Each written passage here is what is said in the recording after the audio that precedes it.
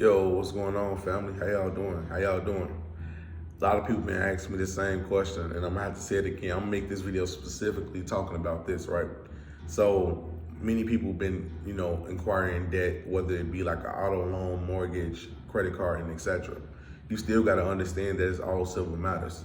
So anytime you're dealing with a civil matter issue, it's disputable because it's dealing with nothing but commerce, like whether it be paying back debt, whether it be child support, anything like that. But child support a little bit different from like your standard debt. Like your standard debt would be like mortgages, auto loans, and everything like that. Or restitution is not the same thing as regular debt. That's actually side by side with somewhat like child support.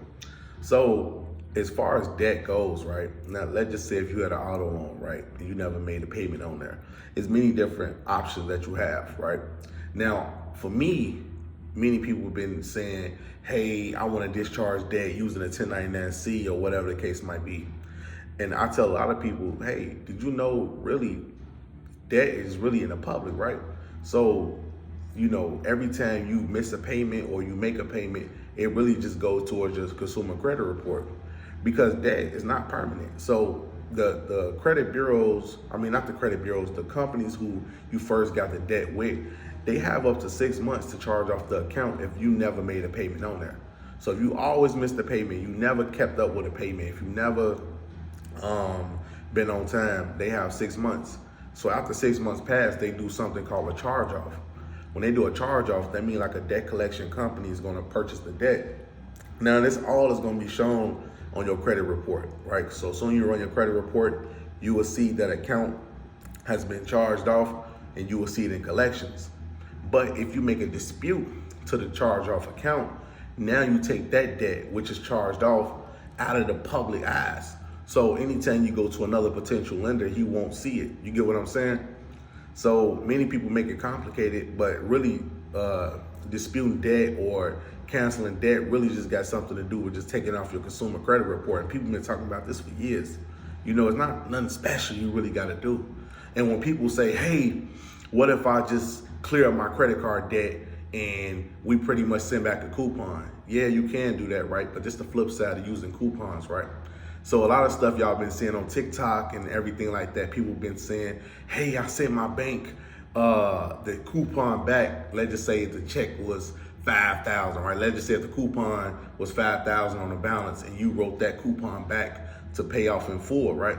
So when you send it to the bank and you give them a call and say, hey, I sent them a coupon, now you will say, hey, I sent you guys y'all check or whatever the case might be.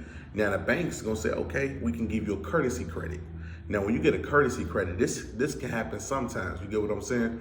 Now let's just say if you're dealing you're dealing with that, right? They'll give you a courtesy credit of the amount that you owe. That's the amount that you originally owed, right? And they're gonna give you that credit. So that credit card balance is gonna go back to zero. Your available balance is gonna be, say, if the 5,000. Let's just say if you spent that 5,000 again, right? So you thinking you discharged debt. So when the bank give you that, 2 weeks go past, they'll say, hey, we never received the check. And then when they receive it, they'll tell you like, hey, we ain't received it, we got a coupon.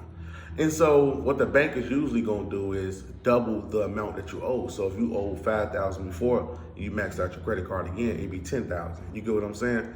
So be careful with using coupons and everything like that, because that was not the way of necessarily discharging debt, because you just add in more. You get what I'm saying? Because that's not really a real method. Because honestly, if you wanted to use that method, there's only so many times you can use it. You only use it, one time? Because the bank is not going to constantly accept a coupon back. I know it sounds crazy, but it's true. They're not going to constantly accept a coupon back. You keep sending me a coupon back and thinking I'm finna discharge your debt. No. It might look good when you first do it, especially when you call them because they haven't received anything yet. But once they get that coupon in the mail and see that it's not an actual check from you, then the bank is going to reverse everything and your available balance is going to be, zero. Your available balance is going to be negative, or not negative, but it's going to be like zero, but your bill is going to be like 10,000 or something. Especially if you max out a $5,000 credit limit twice. You get what I'm saying? So be careful with that. And always remember, you can take your credit off the Consumer Credit Reporting Agency, whether it be Experian, Equifax, and TransUnion. You're just taking it off there. That's all you really got to do. Of course, you're gonna have debt collectors keep contacting you, but once you took the debt off your Consumer Credit Report, there's nothing that they really can do besides call you. And all you got to do is block their number. I'm out.